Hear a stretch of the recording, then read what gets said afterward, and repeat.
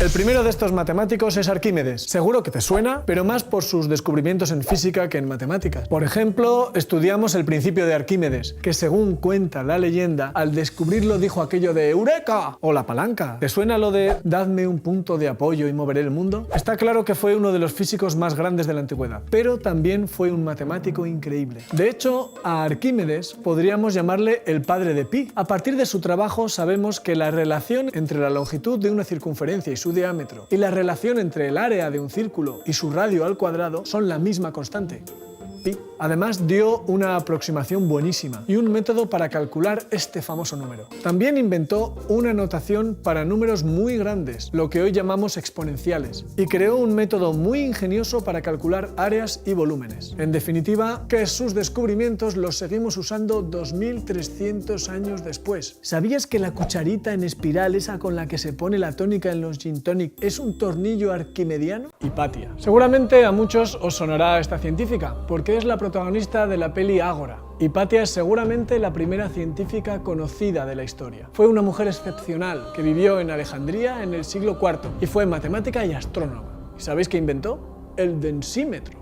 que es un aparato muy útil que sirve para medir la densidad de los líquidos sin tener que calcular ni su masa ni su volumen. Fue asesinada por fundamentalistas religiosos, pero siempre quedará en la historia como una de las mujeres que más contribuyó a la ciencia del mundo. El siguiente es el matemático Sophus Lie. ¿Os habéis fijado en la barba? Un auténtico matemático hipster noruego que estudió la teoría de la simetría, la geometría y contribuyó decisivamente a lo que hoy se conoce como ecuaciones diferenciales. ¿Pero qué es eso de las ecuaciones diferenciales?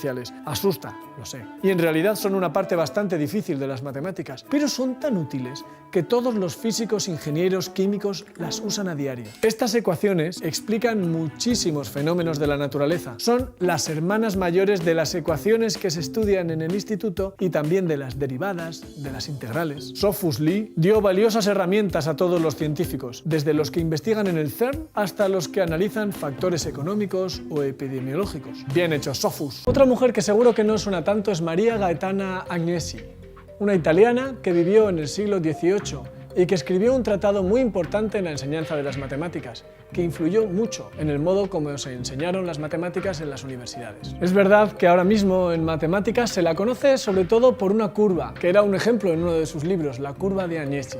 A veces se llama la bruja de Agnesi por una mala traducción del italiano al inglés. Esta curva se aplica en la explicación de la resonancia en radiación atómica. Toma con Gaetana.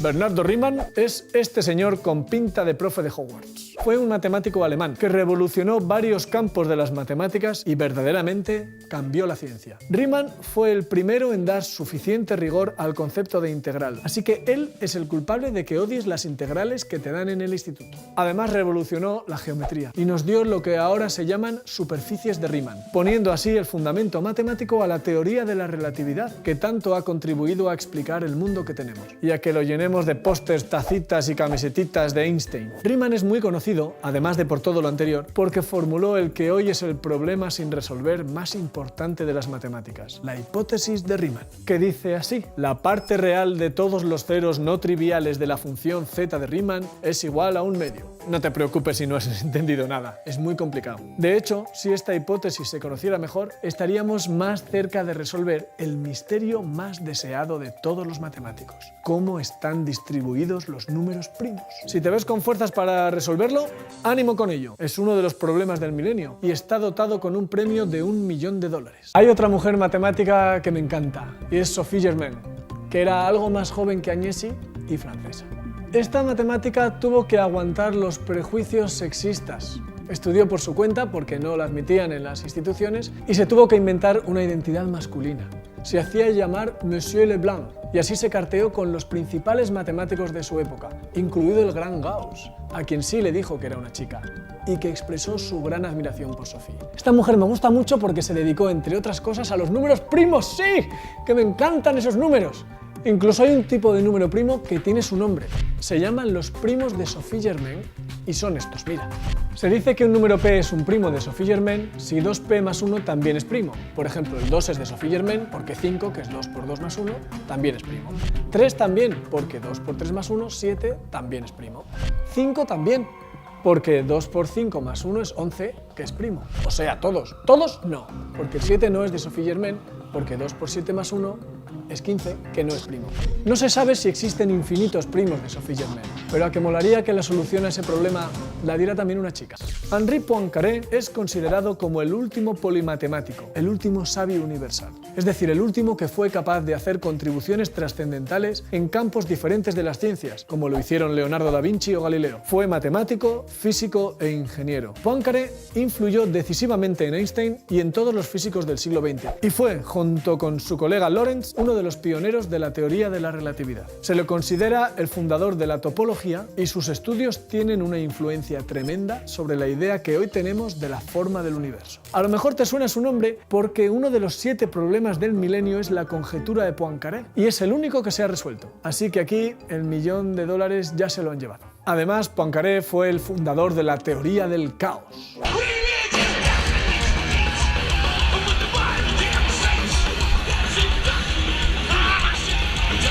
No me refería a eso. Me refería a la teoría que nos permite explicar desde los movimientos de la bolsa hasta el clima o predecir enfermedades cardíacas. Hizo contribuciones en mecánica celeste, en álgebra, en teoría de números, en fin, qué grande fue Poincaré. Como Ada Lovelace, la hija del poeta Lord Byron, que fue la primera programadora de la historia. No la primera mujer programadora, sino la primera persona programadora de la historia. Ella hizo el primer algoritmo de todos los tiempos.